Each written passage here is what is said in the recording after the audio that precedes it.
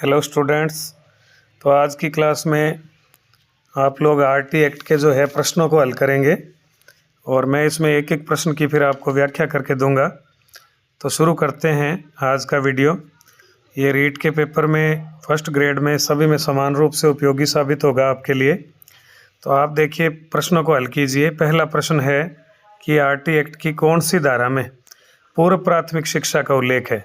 पूर्व प्राथमिक शिक्षा किसे कहते हैं? जो 3 से 6 साल के बच्चे होते हैं, जिसको पूर्व प्राथमिक शिक्षा या फिर इसको हम कह सकते हैं प्ले स्कूल एज की शिक्षा। और आजकल इसके लिए राष्ट्रीय शिक्षा नीति में नया नाम है ECCE, early childhood care education. तो आप बताइए भाई कौन सी धारा में है? धारा 9, धारा 10, धारा 11 या धारा 15? इनमें से कौन सा आंसर होगा भाई आपका? अपना आंसर जो है वो आप अपने नोटबुक में नोट करते जाइए। लास्ट में असेसमेंट कीजिए कि हमारे कितने प्रश्न सही हैं। तो आप देखिए, जो धारा 9 है, तो धारा 9 में क्या है? इसमें प्राधिकारी के कर्तव्य बताए गए हैं, जैसे जिला शिक्षा अधिकारी या PO, CBO इत्यादि के कर्तव्य बताए गए हैं धारा 9 में। और धारा 10 जो है, इसके अंतर्गत माता पिता के कर्तव्य बताए गए हैं कि माता पिता अपने जो बच्चे हैं उनको स्कूल में रोज़ाना भेजें, उनकी शिक्षा दीक्षा का प्रबंध करें। और धारा 15 जो है, इसमें प्रवेश के बारे में प्रावधान है कि प्रवेश वर्ष भर खुले रहेंगे। तो पीछे क्या बच गया अभी? धारा 11। तो ये याद कीजिए, धारा 11 इसका राइट आंसर है। धारा 11 में ये लिखा है कि जो 3 से 6 साल के बच्चे हैं, पूर्व प्राथमिक शिक्षा के बच्चे, उनके लिए सरकार आंगनबाड़ी और बालवाड़ी खोलेगी, आंगनबाड़ियों का प्रबंध करेगी। तो धारा 11 इसका सही आंसर है। तो आप अपने आंसर जो है वो साथ साथ लगाते जाइए और साथ साथ प्रश्नों को हल करते जाइए। धारा 11 जो है वो आज की तारीख में बहुत ही इम्पोर्टेंट होगी, क्योंकि राष्ट्रीय शिक्षा नीति 2020 में ECC शिक्षकों का कैडर बनाने की बात आ रही है। और इसके लिए प्रत्येक जो डाइट है उसमें ECC का 1 साल का कोर्स भी सरकार करवाएगी डाइट्स के माध्यम से। तो अब जो आंगनबाड़ी और बालवाड़ी है वो स्कूलों के साथ अटैच हो जाएगी और एक नया कैडर क्रिएट होगा जिसने NTT का कोर्स किया है, जिसको राजस्थान सरकार ने नया नाम दिया है DPSC, diploma in primary school education. तो वो कोर्स जिस बच्चे ने किया है वो ECC टीचर के लिए फॉर्म भर सकेगा और बड़े लेवल पे इसकी वैकेंसी आएगी। इसलिए इस प्रश्न को मैंने पहले नंबर पे रखा है। तो पहले प्रश्न का सही उत्तर है धारा 11। तो आगे चलते हैं अगले प्रश्न पे। दूसरा प्रश्न देखिए, धारा आरटी एक्ट जो है, इसकी कौन सी धारा में प्राइवेट स्कूल संबंधी मानक और मानदंड के नियम का प्रावधान है? अर्थात जो प्राइवेट स्कूल हैं उनकी मान्यता संबंधी और प्राइवेट स्कूलों की मान्यता के कौन कौन से नियम होते हैं, कौन कौन से उसके लिए प्रावधान है, क्या किस नियम से प्राइवेट स्कूल खुल सकता है? तो देखिए, 4 ऑप्शन हैं, धारा 16, धारा 19, धारा 21 और धारा 24। आप अपना आंसर लगाएं, इनमें से कौन सा उत्तर होगा? धारा 16, धारा 19, धारा 21 और धारा 24। तो उल्टे से लगते हैं। देखिए, धारा 24 में क्या है? धारा 24 में शिक्षकों संबंधी शिकायतों और शिक्षकों के कर्तव्यों का उल्लेख है। तो धारा 24, तो याद रखिए, देखिए, अभिभावकों को शिक्षकों से और शिक्षकों को अभिभावकों से 24 घंटे ही शिकायत रहती है। तो धारा 24 में शिक्षकों की शिकायतों का प्रावधान है। धारा 21 में क्या है? धारा 21 में प्रत्येक राजकीय विद्यालय, चाहे वो 1ली से 5वीं का हो, चाहे 1ली से 8वीं का हो, उसमें एक स्कूल मैनेजमेंट कमेटी, विद्यालय प्रबंधन समिति खोली जाएगी धारा 21 में। और धारा 16 में, ये तो मोस्ट इम्पोर्टेंट धारा है, नो डिटेंशन पॉलिसी, अर्थात बच्चे को 1ली से 8वीं तक फेल नहीं करना, ये धारा 16 में लिखा है। लेकिन राजस्थान सरकार ने 2019 में इसमें अमेंडमेंट करके अब फेल करने का प्रावधान कर दिया है। तो पीछे बचा धारा 19। तो इस प्रश्न का सही उत्तर है धारा 19। तो धारा 19 में ये कहा गया है कि कोई प्राइवेट स्कूल यदि खोलना चाहता है तो उसके लिए क्या मानक होंगे और क्या मानदंड होंगे, इसका उल्लेख कौन सी धारा में है? धारा 19। तो राइट आंसर है धारा 19। अगला प्रश्न देखिए। अगले प्रश्न में 2 कथन दिए हुए हैं। पहला कथन है, आरटी एक्ट 2009 जम्मू कश्मीर को छोड़कर 1 अप्रैल 2010 को भारत में लागू हुआ। आरटी एक्ट 2009 जम्मू कश्मीर को छोड़कर 1 अप्रैल 2010 को भारत में लागू हुआ। और दूसरा कथन है, आरटी एक्ट 2009 की धारा 39 सन 2012 के संशोधन से हुई। यानी मूल एक्ट में कितनी धाराएं थी? 38 धाराएं थी और 39वीं धारा 2012 के संशोधन से लागू हुई। तो आप देखिए इनमें से कौन से कथन सही हैं। ए है केवल एक सही है, ब में है केवल 2 सही है, स में लिखा है कथन 1 और 2 दोनों सही है और द में लिखा है कथन 1 और 2 दोनों गलत हैं। तो क्या सही आंसर होगा? ध्यान से देखें। पहला ऑप्शन है कि आरटी एक्ट 2009 जम्मू कश्मीर को छोड़कर 1 अप्रैल 2010 को भारत में लागू हुआ और दूसरा कथन है आरटी एक्ट 2009 की धारा 39 2012 के संशोधन से लागू हुई। तो मूल एक्ट में 38 धाराएं और 7 अध्याय थे, 1 अनुसूची थी और 39वीं धारा 2012 के संशोधन से लागू हुई। तो भाई ये दोनों ही कथन सही हैं। तो इसका राइट आंसर स होगा कि कथन 1 भी सही है और कथन 2 भी सही है, दोनों कथन सही हैं। और एक प्रश्न इसमें और याद कर लीजिए कि भाई जम्मू कश्मीर में 2019 में धारा 370 जो है वो हटा दी गई है। तो इसलिए अब जम्मू कश्मीर का विशेष राज्य का दर्जा समाप्त हो गया है। इसलिए अगस्त 2019 से जो आरटी एक्ट है वो अब जम्मू कश्मीर में भी इस हिसाब से लागू होगा। तो तीसरे प्रश्न का उत्तर है स, कथन 1 और 2 दोनों सही हैं। अपना मूल्यांकन करते जाएं और साथ ही साथ मैं आपको एक एक प्रश्न की व्याख्या करवाता जाऊंगा। अगला प्रश्न देखें, राजस्थान की आरटी नियमावली 2011। आप थोड़ा गौर से देखें, यहाँ पर आरटी एक्ट 2009 की बात नहीं हो रही। आरटी एक्ट 2009 के अंतर्गत जो 38वीं धारा है, तो उस 38वीं धारा में ये लिखा है कि राज्य यदि चाहें तो अपना स्वयं की अपनी नियमावली बना सकते हैं और वो नियमावली मूल आरटी एक्ट के अधीन होगी और वो जो नियमावली है वो मूल आरटी एक्ट लागू होने के 1 वर्ष के अंदर अंदर लागू करनी होगी। तो मूल आरटी एक्ट कब लागू हुआ? पिछले प्रश्न में आपने देखा 1 अप्रैल 2010 को मूल आरटी एक्ट लागू हुआ और उसके 1 साल के अंदर अंदर यानी 1 अप्रैल 2011 तक राज्य यदि चाहें तो मूल आरटी एक्ट की धारा 38 के अंतर्गत खुद की नियमावली बना सकते हैं। तो राजस्थान सरकार ने अपनी नियमावली कब बनाई? 1 अप्रैल 2011 को उसे लागू किया था, इसलिए इसको बोलते हैं राजस्थान आरटी नियमावली 2011। तो भाई इसमें कितने अध्याय और कितनी धाराएं हैं? तो आप देखो 7 अध्याय और 38 धाराएं हैं, यहाँ फिर 7 अध्याय और 28 धाराएं हैं, यहाँ 10 अध्याय और 29 धाराएं हैं, यहाँ फिर 10 अध्याय और 28 धाराएं। तो आपको ध्यान होगा मूल आरटी एक्ट 2009 में कितने अध्याय हैं? 7 अध्याय हैं और 38 धाराएं हैं। तो राजस्थान की आरटी नियमावली में कितने अध्याय और कितनी धाराएं हैं? तो इसका सही आंसर है 10 अध्याय और 29 धाराएं। 10 अध्याय हैं इसमें और 29 धाराएं हैं। तो इसका सही आंसर है स।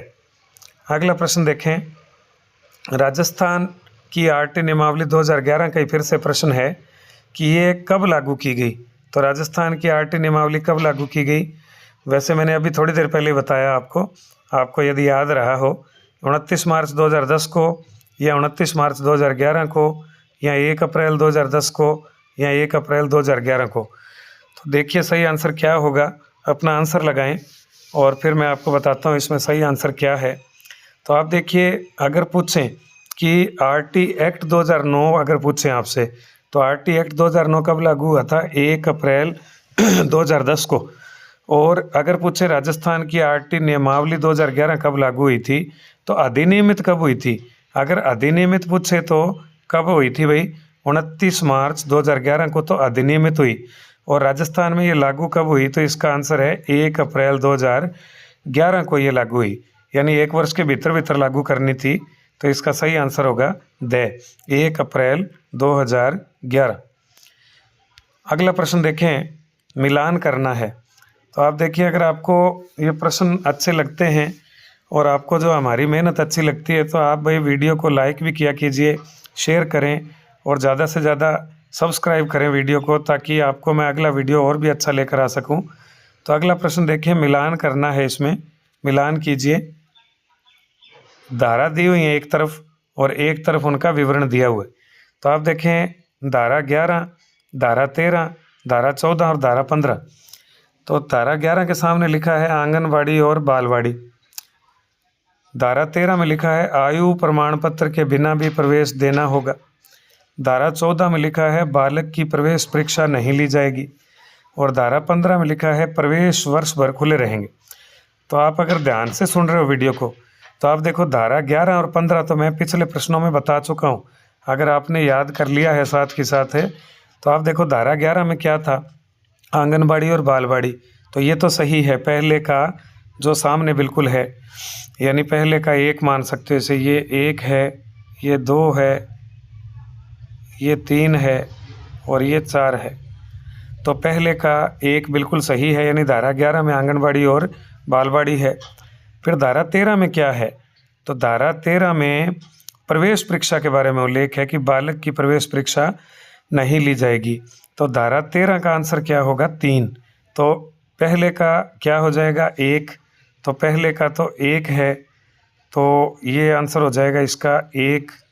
और दूसरा देखें, धारा 13 में क्या आएगा, बालक की प्रवेश परीक्षा नहीं ली जाएगी, तो इसमें कोई सही आंसर बना नहीं, इसका होगा 3, ये 3 है।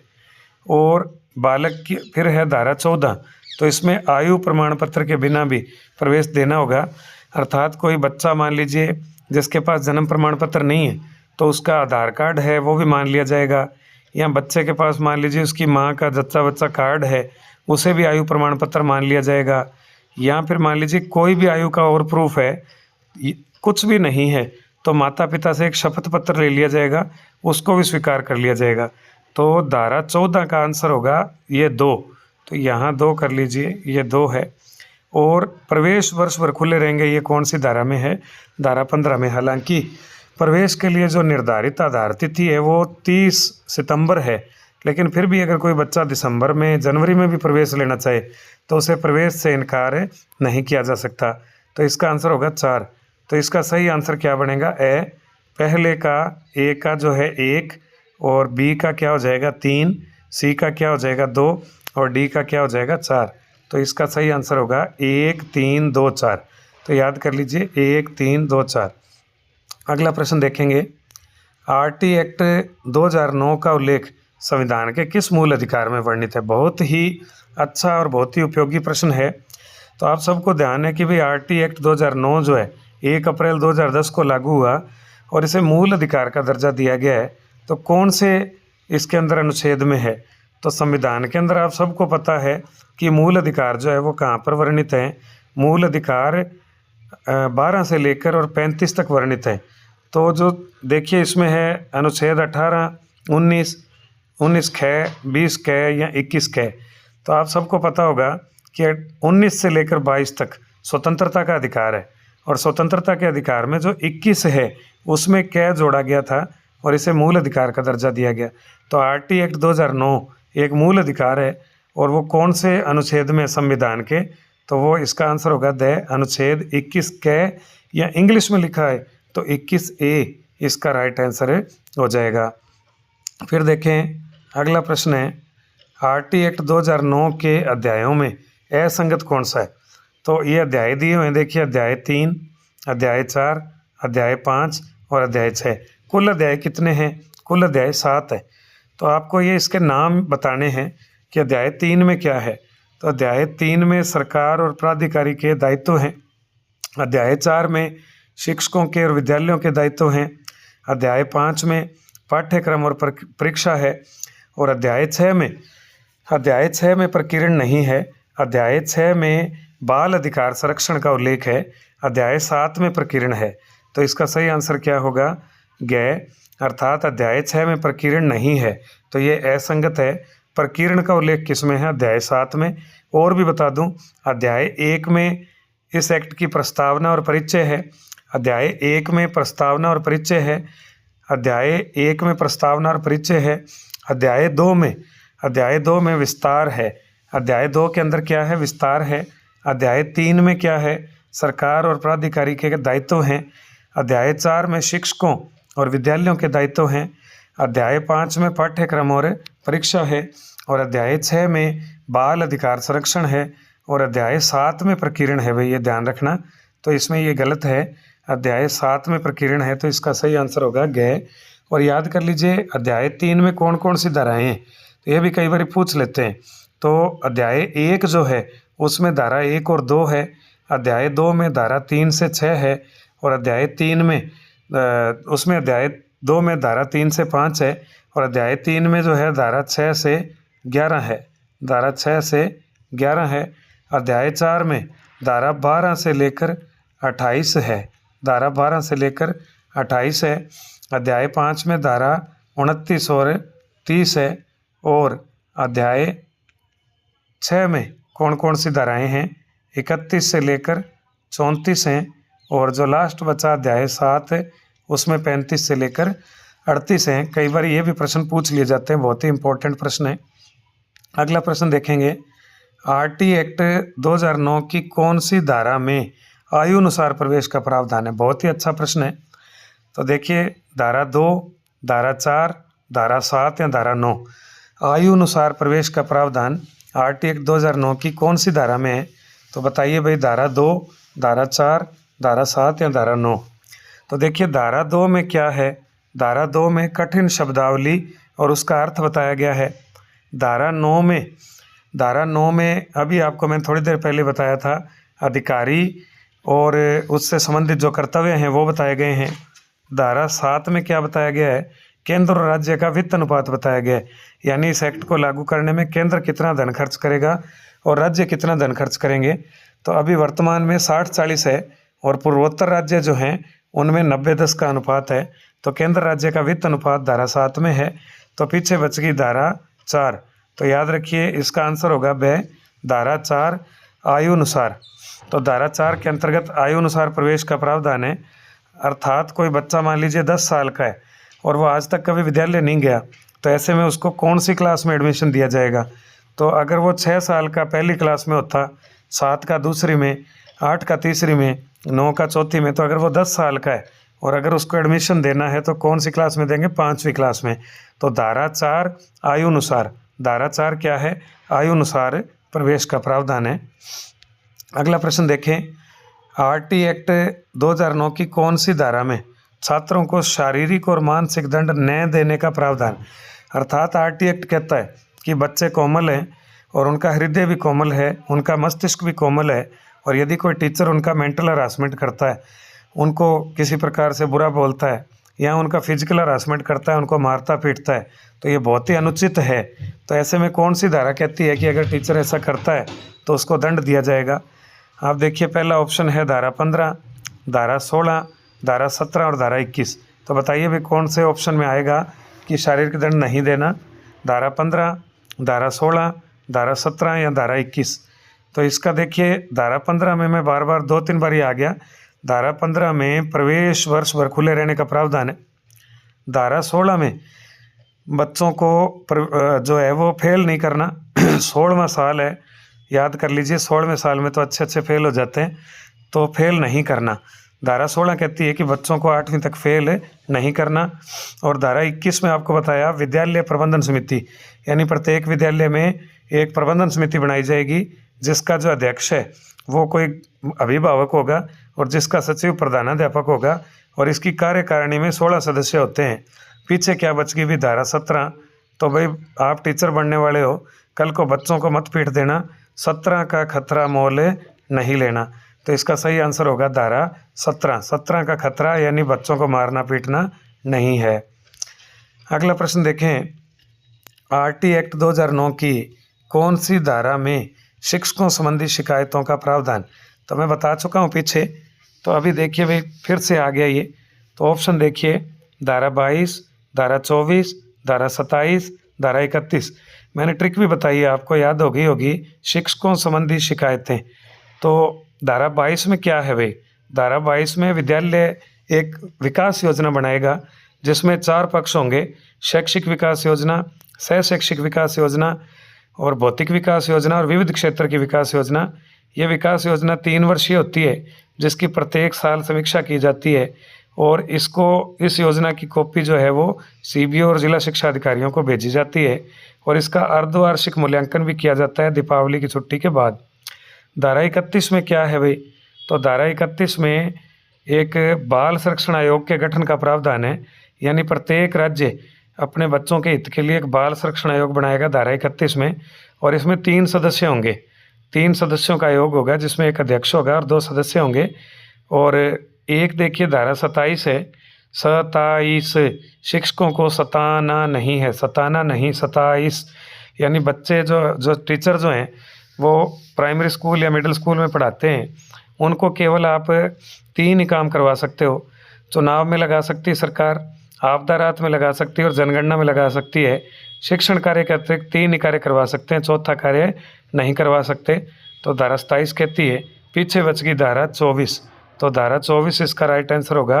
मैंने आपको ट्रिक भी बताई कि अभिभावकों को शिक्षकों से और शिक्षकों को अभिभावकों से तो 24 घंटे क्या रहती है भाई, शिकायत रहती है। तो शिकायत 24 घंटे रहती है, तो धारा कौन सी होगी, 24। तो शिक्षकों संबंधी शिकायतें कौन सी धारा में है, 24 में। अगला प्रश्न देखें, आरटी एक्ट 2009 की धारा 27 में प्रारंभिक शिक्षक को किस कार्य में नहीं लगाया जा सकता। ये तो फटाफट दे दीजिए आंसर। मैंने अभी बताया कि शिक्षक को सताना नहीं और उसे शिक्षण के अलावा कौन कौन से कार्य करवाए जा सकते हैं। तो आप बताओ भी, चुनाव कार्य तो करवा सकती है ना सरकार। अच्छा, आपदा राहत में लगा सकते हैं कि नहीं लगा सकते, आपदा राहत में लगा सकते हैं। राष्ट्रीय टीकाकरण, तो भाई टीकाकरण की बात तो नहीं आई थी, जैसे पल्स पोलियो अभियान वगैरह, टीकाकरण अभियान या पशु गणना, इन सब में जो है वो एलिमेंट्री टीचर को नहीं लगा सकते और जनगणना में लगा सकते हैं। तो आपको मैंने अभी बताया भाई 3 ही काम में सरकार शिक्षण के अलावा लगा सकती है। एक एलिमेंट्री टीचर को चुनाव में लगा सकती है, आपदा में लगा सकती है, जनगणना में लगा सकती है, टीकाकरण, पशु गणना, इनमें नहीं लगा सकती। तो इसका सही आंसर होगा स। और आपको बताया अभी प्रारंभिक शिक्षक हैं, छोटी उम्र के टीचर हैं और उनको भाई सताना नहीं है, सताइस से सताना। फिर देखें अगला प्रश्न है, अगला प्रश्न देखें 13वां प्रश्न, आरटी एक्ट 2009 की धारा 25 मोस्ट इंपॉर्टेंट धारा भाई में छात्र शिक्षक अनुपात है कौन से विद्यालयों में, प्राथमिक विद्यालय, प्राइमरी जो स्कूल होते हैं 1ली से 5वीं। तो छात्र शिक्षक अनुपात फटाफट बताएं भाई। प्राइमरी स्कूलों में आरटी की धारा 25 में, पहले तो एक याद कीजिए भी, धारा 25 में छात्र शिक्षक अनुपात है, इतना ही पूछ लेते हैं। और प्रारंभिक यानी प्राथमिक स्कूलों में छात्र शिक्षक अनुपात क्या है, 18:1 यानी 18 बच्चों पर एक टीचर, या 20:1 20 पर एक टीचर, या 25:1 या 30:1। बहुत ही बढ़िया प्रश्न है। तो आप देखिए इसमें सही आंसर क्या होगा, तो आप जल्दी से बताएं सही आंसर क्या होगा। तो इसका सही आंसर होगा भाई 30:1। और याद कर लीजिए जो राष्ट्रीय शिक्षा नीति 2020 आई है वो भी यही बात कह रही है कि किसी भी सूरत में जो प्रारंभिक जो प्राथमिक स्कूल है उनमें बच्चों की संख्या 30 से अधिक एक कक्ष में नहीं होगी। और 30:1 है, 60:2 है, 90:3 है। तो कहने का मतलब इस तरीके से अनुपात क्या बैठेगा, 30 पर एक टीचर। फिर देखें एक बात और याद करें, आरटी एक्ट के साथ साथ राष्ट्रीय शिक्षा नीति ये कह रही है कि मान लीजिए जो आदिवासी बहुल क्षेत्र है वहाँ पर जो छात्र शिक्षक अनुपात है वो 25:1 होगा, ये भी याद कर लें। लेकिन ये 30:1 तो कहाँ होगा, ये तो सामान्य स्कूलों में, और आदिवासी स्कूलों में 25:1 इसका होगा।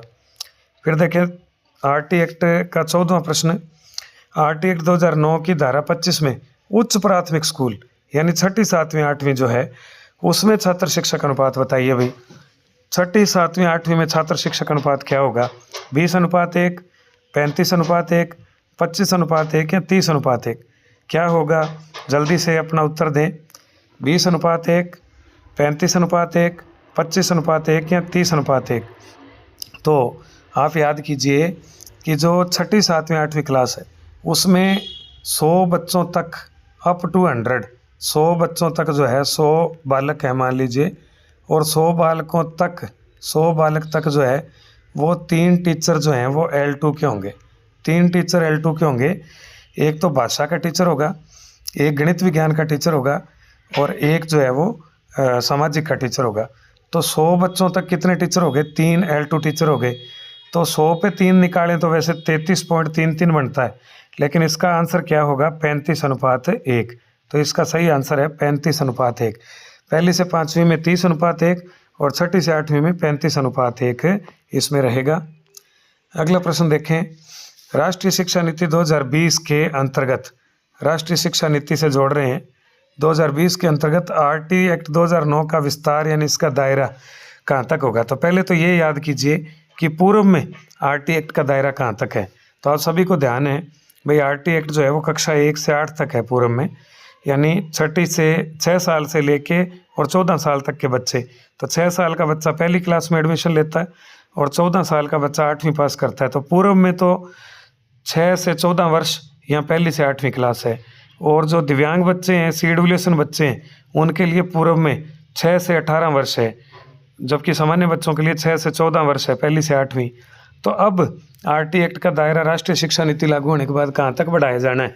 तो आप बताएं इसका क्या आंसर होगा। क्या ये 6 से 8 कर देंगे, या बढ़ाकर इसको 1 से 12 कर देंगे, या फिर पूर्व प्राथमिक से शुरू करके 12वीं तक कर देंगे?